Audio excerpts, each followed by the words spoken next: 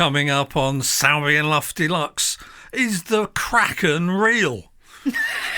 Is it? Why does Georgina like watching a man unclog drains? Oh, yes. Thesaurus Walrus will, of course, be here. And the long-awaited return of Dead Penguin. This is Sowerby and Luff Deluxe.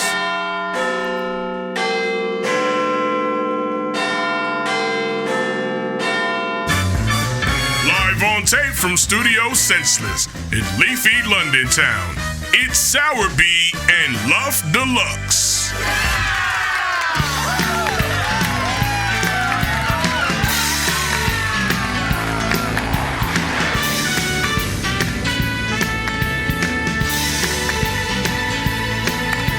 There is a place where dreams live. Welcome, dedicated followers of fashion, to Sowerby and Luff Deluxe. An up-to-the-minute referencer. I'm Brian Luff. And I'm Georgina Sowerby.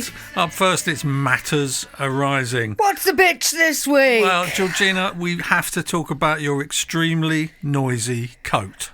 In the grand scheme of things, folks, it's not a noisy coat. It's a very noisy coat. It's not a noisy coat. It's not the coat that's the problem.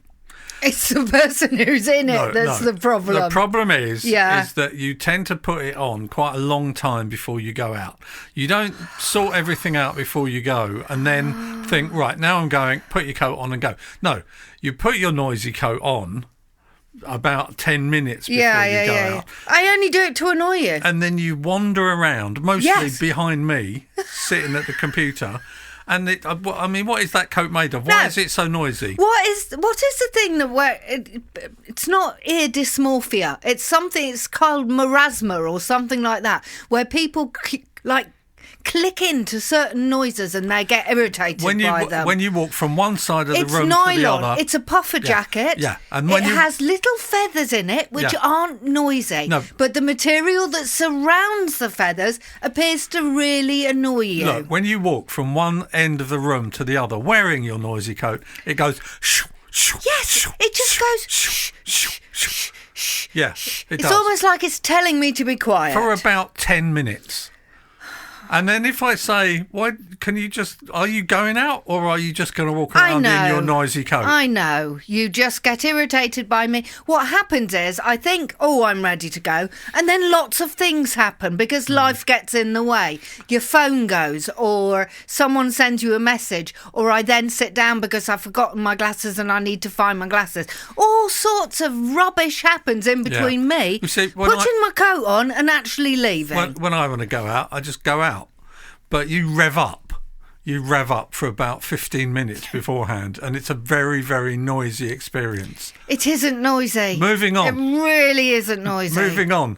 Breaking news. Yes. Now, you don't know this, Georgina. Do I not know This is literally breaking news. The company we were using to produce our Will You Tickle My Fanny ceramic mugs, which we've decided to bring back after many years. Okay. Right? Because we know from the Zoom that we did with some of our listeners that some of them have still got the Will You Tickle My Fanny mug, right? And don't need a new one. So I put it onto one of the sites that does print-on-demand mugs, and the mug has been removed from their online store for compliance reasons. No way. Apparently, it does not reach their required standards of taste and decency. Is that what they said? That's brilliant. Well, Will You Tickle My Fanny is ruder in England than yes, it is by in far. America. Yeah. So I could just argue with them and because we've had it online before as a downloadable piece of merchandise. I know, but everyone's so sensitive now. You can't say the word fanny anymore. You can't do anything. No, because Fanny is a name. So Fanny Craddock. So instead, Fanny something else. Instead, if you click on merch on our website now, sowerbyandluff.com, instead you get a Sowerby and Luff t-shirt and a Sowerby and Luff mug with the logo of the podcast in it, which is us wearing our space helmets. Right? Okay. It's still a lovely piece of merchandise. And that offends no one, does it? It's still a lovely piece of merchandise. And Us pretending to be spacemen isn't a problem, but me. I would urge everyone to get one of those. you would you? But, I am a little bit upset about the demise of Will You Tickle My Fanny, but we're still going to say it. at the end of the podcast, aren't we, Georgina? Yeah, no, I won't stop saying it. It's better than bye-bye apple pie and all that other rubbish you made me say. Bye-bye apple pie, I mean, please. Coming up first, it's Don't Bogart the Finger Monkey. Don't bogart the finger monkey. So what's all this about unclogging drains? I'm Georgina? obsessed. I'm obsessed. You can watch videos online of people unblocking drains, and there is no more satisfying a video than watching there's a lot of water, then someone unclogs the drain and then there's no water.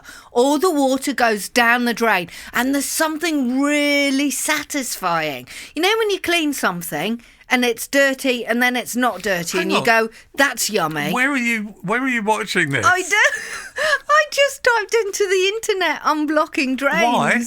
I don't know, it just occurred to me. When it rains in N8, a lot of the drains get blocked and there's big pools of water and you have to jump over them or go round them, and that means you have to go out into the road and it's dangerous.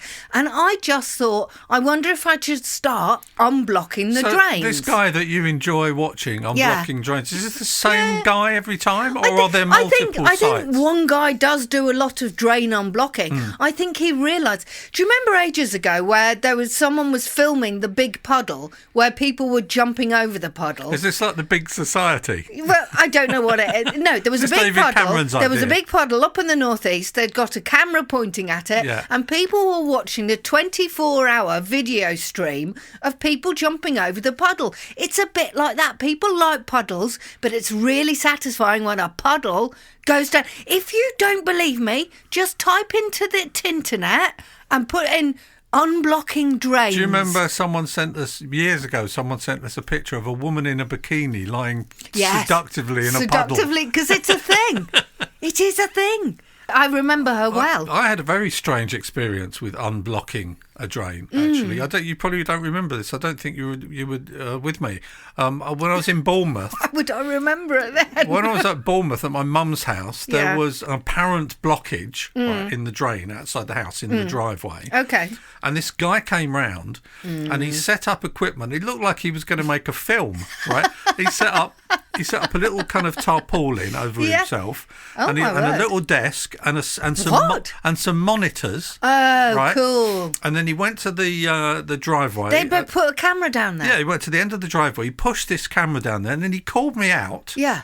And he got me to sit down. It was like we were going to make a film. Oh, right? That's brilliant. And on one of the monitors, we could see into the drain, and bizarrely, there was something that looked like the Alien down there. Yeah. Right? Yeah. And I know exactly what it's going to be. He pointed at it, and he said, "What do you think that is then?" I know what it is. And I said, "I've no idea. It looks like an alien from another planet." He said, "No, that's the roots of a tree. Roots of a that tree. has burrowed its way through." Yep. He said, "That's burrowed its way into the drain, and it's sitting there." And he had to go at it with an electric. It looked like an electric saw, and it was on the end of a kind of a pipe. Yes. And he has to push this saw down there Brilliant. and cut this tree, and you then see, why drag the aren't tree people... out. This should be a film.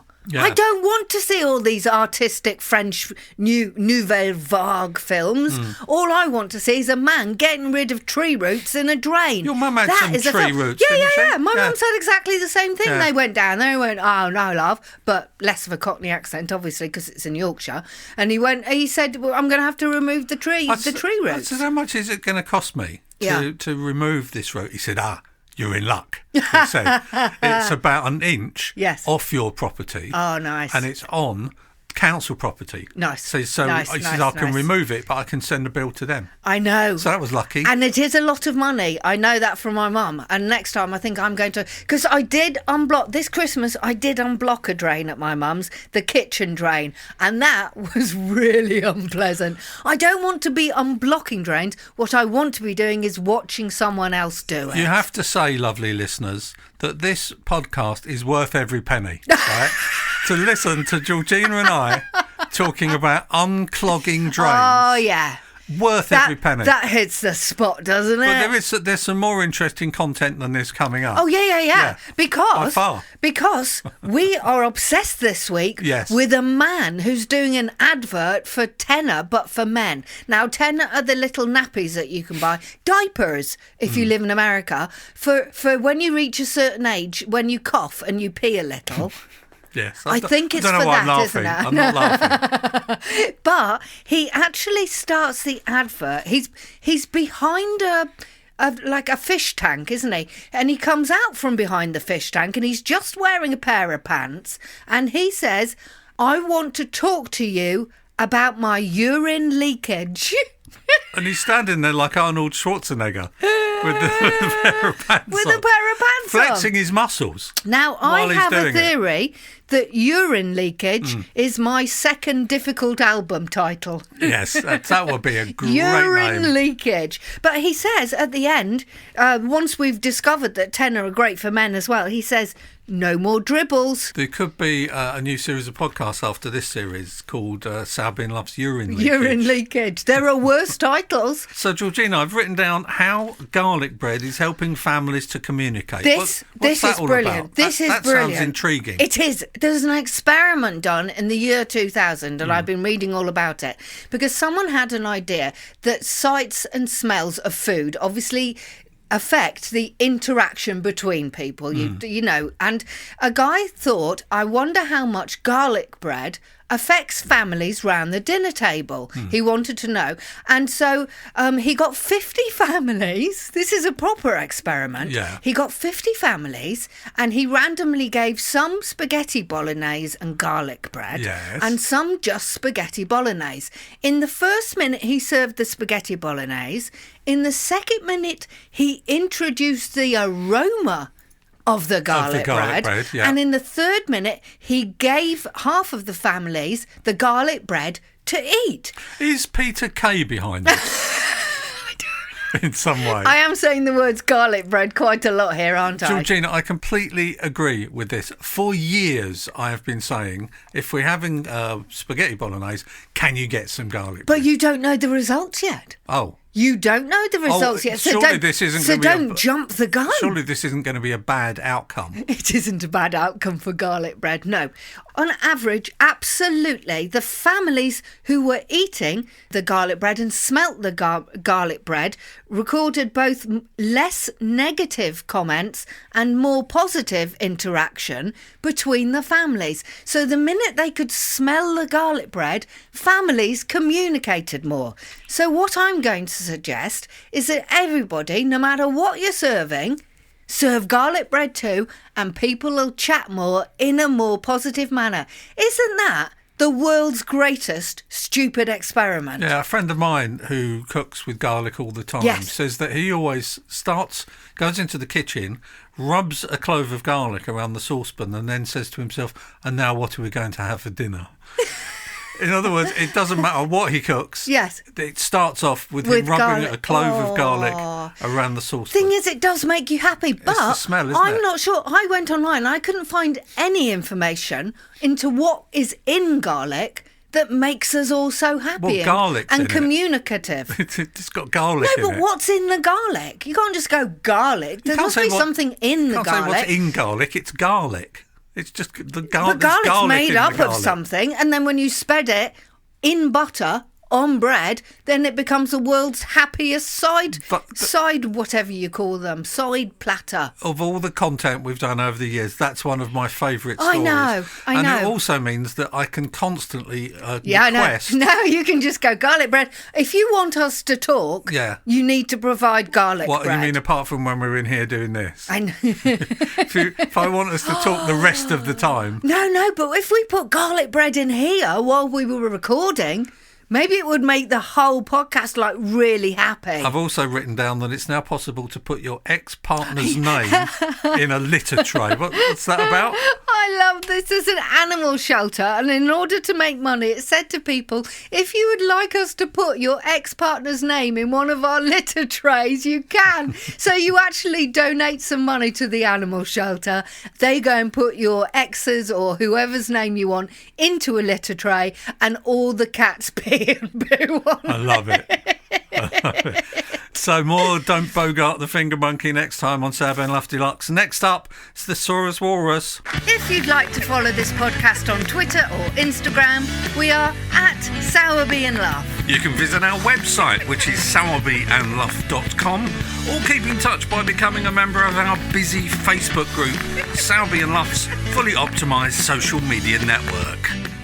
We are the mice who live under the sink, and you are listening to Sowerby and Luff Deluxe. In the studio, we have the lovely Thesaurus Walrus Jr. Hello. Hello, Thesaurus Walrus Jr. Now, you come into the studio, I give you a word, and then you come up with as many antonyms. Antonyms? Well, it's just such a weird word, antonym, isn't it? My dad used to do synonyms, and I do antonyms. What does your mother do? Crosswords, probably. I'm an orphan. Okay, so today's word is... Oh, this is a word that is nice to say. Cantankerous. Yes, but this isn't that item, Georgie. No, I know, this but isn't words that are nice to say. I know, but I may be obliged to hold your face with both hands and look deep into your eyes and say the word cantankerous. No, Georgina, don't spunk that content out yet. Today's word is cantankerous. What are antonyms for cantankerous, so the please? opposite of cantankerous is good-natured. That's lovely, yes. Pleasant. Pleasant's a lovely, lovely, lovely word. Nice. Nice. Nice. I'm not a fan of the word nice. Nice. No, stop saying it. Easygoing. Easygoing. Anti-cantankerous. I was waiting for anti-cantankerous to come up. Non-cantankerous. Non-cantankerous. Excellent, excellent. Well played, sir. Easy like Sunday morning. I like easy like Sunday morning. Yeah. Am I easygoing, Georgina? You are. You're the most easygoing walrus I've ever had in the studio. I've got a headache. Oh, no. I think I've had too much caffeine. Okay, well, go and... I don't know how you get rid of caffeine, but go and do something that does that. Sowerby and Luff, Sowerby and Luff, Sowerby and Luff, Sowerby and Luff. I love that. Nice to hear. That's Auto-Tune Man. Auto-Tune Man. We haven't had Auto-Tune Man on for a long time, have we? Auto-Tune Man. After all these years. Does the things that Auto-Tune Man Still can. to come on Sowerby and Luff Deluxe. Is the Kraken real or is it a conspiracy? It's a conspiracy. A rat who has won an award for bravery. Cool. Our old friend Candy Carrot Cake Nice. will be phoning in live from Tenerife. Cool. And Dead Penguin will be making a triumphant return. That's lovely. To listen to the full-length version of this podcast, go to patreon.com/Studio Senseless and become a patron of Sowerby and Luff Deluxe.